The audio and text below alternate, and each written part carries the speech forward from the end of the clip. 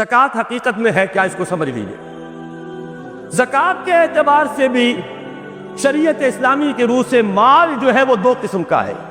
جیسے زمین میں نے عرض کیا دو قسم کی، خراجی عشری، ایسے ہی مال باطنی، اموال باطنی، اموال ظاہری۔ کسی شخص نے گھر میں کچھ پیسہ رکھا ہوا پس انداز کر کے، یہ اموال باطنی ہے۔ کسی نے زیور رکھا ہوا ہے، چلیے سونے کی ڈلی رکھ لی ہے کسی نے، کسی برے وقت کے لیے، پتہ نہیں نوٹ جو ہے وہ تو دھیلے کے رہ جائیں، جیسے کویتی دینار ہو گیا تھا، کہیں ایسی آفت نہ آ جائے تو تھوڑا سا تھولا لے کر رکھ لو۔ یہ جو گھر میں چھپا ہوا مال ہے یہ اموال باطنی ہے۔ ان کی زکوٰۃ اسلامی ریاست، نظام خلافت زبردستی نہیں لیتی، ورنہ تو گھر گھر جا کے جامع تلاشی کرنی پڑے گی، ٹرنک کھولنے ہوں گے، تکیے ادھیڑ کر دیکھنے ہوں گے کہیں کچھ رکھا ہوا تو نہیں ہے۔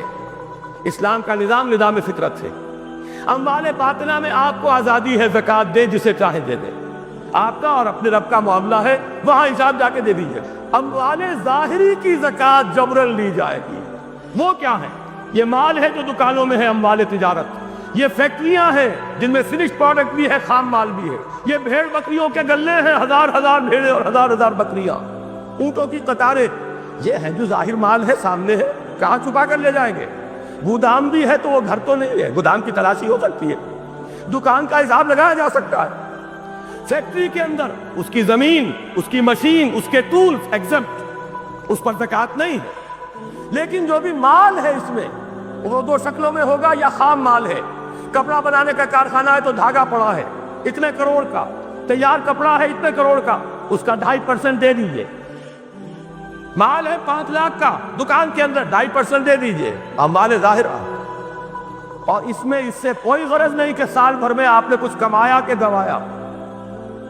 جب تک آپ نصاب کی حد سے اوپر ہیں، چاہے آپ کا اس سال میں آدھا مال گیا، 10 لاکھ کی مالیت تھی، اب آپ 5 لاکھ کے ہیں، لیکن 5 لاکھ پر بھی آپ کو 2.5% دینا ہے، چاہے کمایا ہو چاہے گوایا ہو۔ اور یہ ٹوٹل پر ہے، کسی اکاؤنٹنٹ کی ضرورت نہیں، جو تاریخ معین ہے جا کر دیکھیے کیا مال پڑا ہوا ہے، 22 سے حساب کر کے دیکھیے، اتنی رقم آئے گی۔ ابھی جو کہہ رہے تھے جنرل صاحب کہ یہ نعرہ بھٹو نے لگایا، یہ بالکل وہی بات ہے جو علامہ اقبال نے فرمائی ہے، مغربی تہذیب میں بھی ایک حصہ حق کا ہے، اگرچہ باطل نے اس کے اوپر پورا غلبہ حاصل کر لیا، لیکن حق کا حصہ اس میں بھی تھا۔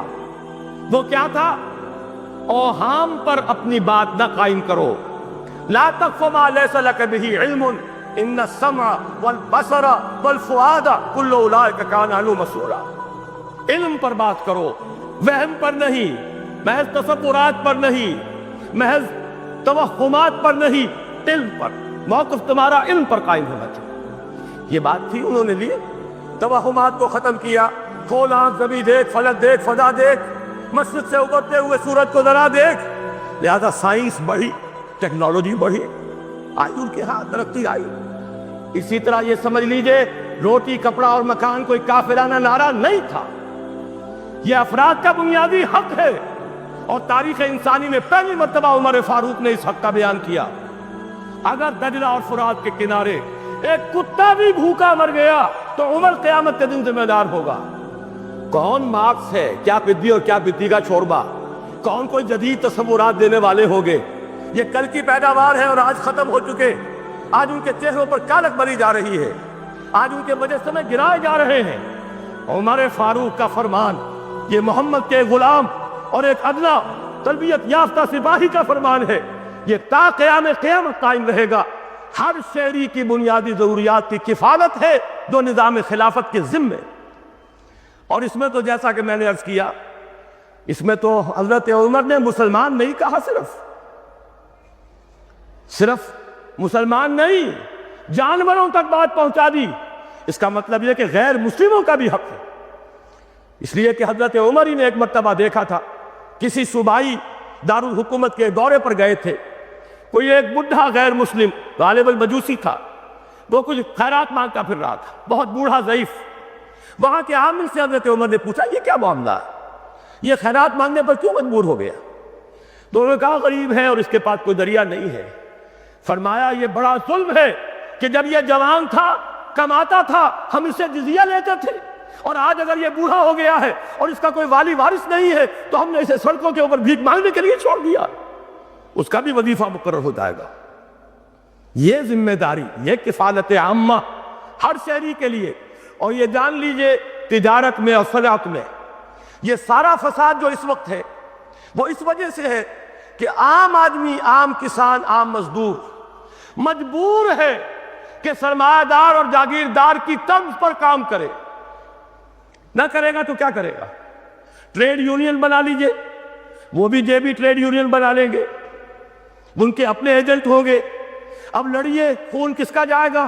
مزدور ایک دوسرے سے ٹکرائیں گے، کچھ حاصل نہیں۔ اسلام نے کیا نظام دیا ہے؟ آپ غریب کو ضمانت دے دیجئے، اگر تمہیں صحیح ویج نہیں مل رہی، تمہیں صحیح مبادلہ نہیں مل رہا اپنی محنت کا، مت کام کرو، تمہیں بھوکا نہیں مرنے دیا جائے گا، تمہاری بنیادی ضروریات کی کفالت ریاست کرے گی۔ اب ہوئی برابر کی چوٹ۔